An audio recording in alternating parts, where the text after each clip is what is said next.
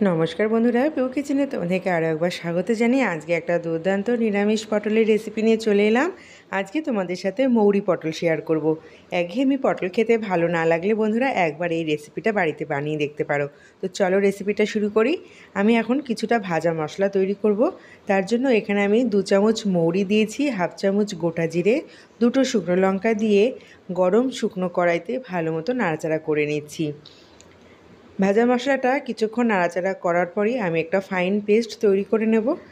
রঙটা একটু বদলে গেলেই বুঝতে পারবে ভাজা মশলাটা রেডি হয়ে গেছে। এখন ভাজা মশলাটা আমি তুলে ফেলবো।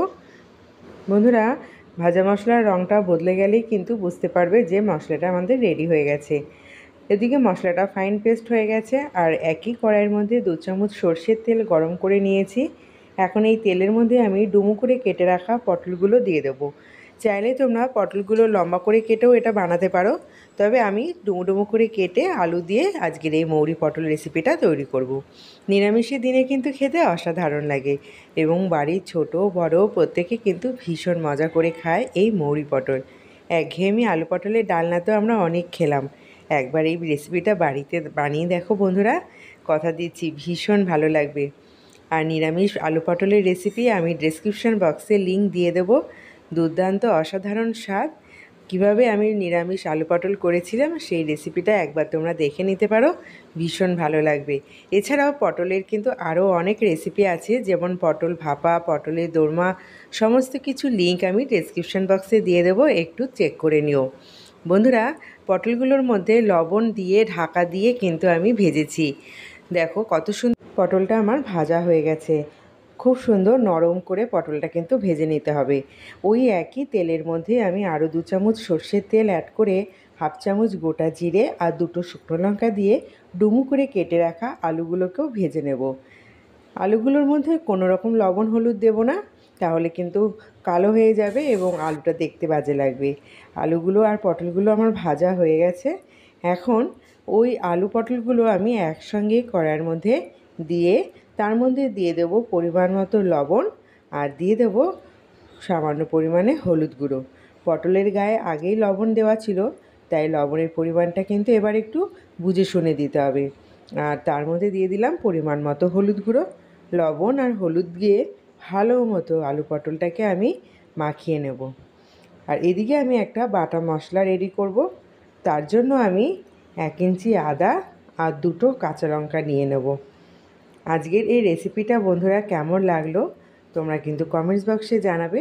আর পুরো ভিডিওটা ভালো লেগে থাকলে অবশ্যই লাইক করে দিও, বেশি বেশি করে শেয়ার করে দিও সকল বন্ধুদের কাছে। আর যদি কোনো নতুন বন্ধু এসে থাকো আমার চ্যানেলে, প্লিজ আমি অনুরোধ করছি আমার চ্যানেলটিকে সাবস্ক্রাইব করে পাশে থাকা বেল বাটনটি প্রেস করে রেখো। যারা ফেসবুক আর ইনস্টাগ্রাম পেজ থেকে আমার রেসিপিটা দেখছো সে সকল বন্ধুদের জানাচ্ছি, যদি রেসিপিটা ভালো লেগে থাকে অবশ্যই লাইক কমেন্ট শেয়ার করো এবং আমার পেজটিকে ফলো করে দিও। বন্ধুরা, আমি এখন আদা বাটা কাঁচা লঙ্কা বাটা দিয়ে দিয়েছি আর দিয়ে দিলাম হাফ চামচ মতো কাশ্মীরি লঙ্কার গুঁড়ো। ভালো মতো আমার মশলাটা কিন্তু কষিয়ে নিলাম। এখানে আর কোনো গুঁড়ো মশলা আমি ব্যবহার করব না। মৌরি পটল রেসিপিতে বেশি একটা মশলা লাগে না, অল্প মশলাতেই খেতে অসাধারণ লাগে। এখন মশলাটা কষানো হয়ে গেছে। 1 গ্লাস মতো উষ্ণ গরম জল আমি এর মধ্যে অ্যাড করে দেবো। আর আমি যে ভাজা মশলা বানিয়ে রেখেছিলাম 2 চামচ ভাজা মশলা একটু এর মধ্যে দিয়ে দিলাম।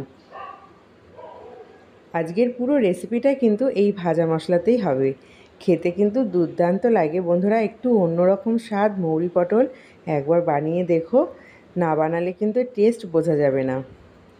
এখন ভালো মতো 10 মিনিট আমি ফুটিয়ে নেব হাই ফ্লেমে। 10 মিনিট বাদে ফিরে এসেছি বন্ধুরা, আমার কিন্তু রেসিপিটা রেডি হয়ে গেছে। বাকি যে ভাজা মশলাটা ছিল সেটাও আমি ওপর দিয়ে দিয়ে দিলাম। আর অবশ্যই কিন্তু একটু চিনি দেবে বন্ধুরা, নিরামিষ রেসিপিতে চিনি দিতে ভালো লাগে। আর যারা চিনি খেতে চাও না স্কিপ করে যেতে পারো। তো বন্ধুরা, রেসিপিটা আমার রেডি হয়ে গেছে, গরম গরম পরিবেশন করব। কেমন লাগলো বন্ধুরা কমেন্ট বক্সে অবশ্যই মতামত জানিও। আর ভালো লেগে থাকলে অবশ্যই লাইক কমেন্ট শেয়ার করে দিও। এরকম গরম গরম আলু পটল দিয়ে কিন্তু গরম গরম রুটি পরোটা খেতেও দুর্দান্ত লাগে, ভাতের সাথেও অসাধারণ লাগে। একবার বানিয়ে দেখো বন্ধুরা।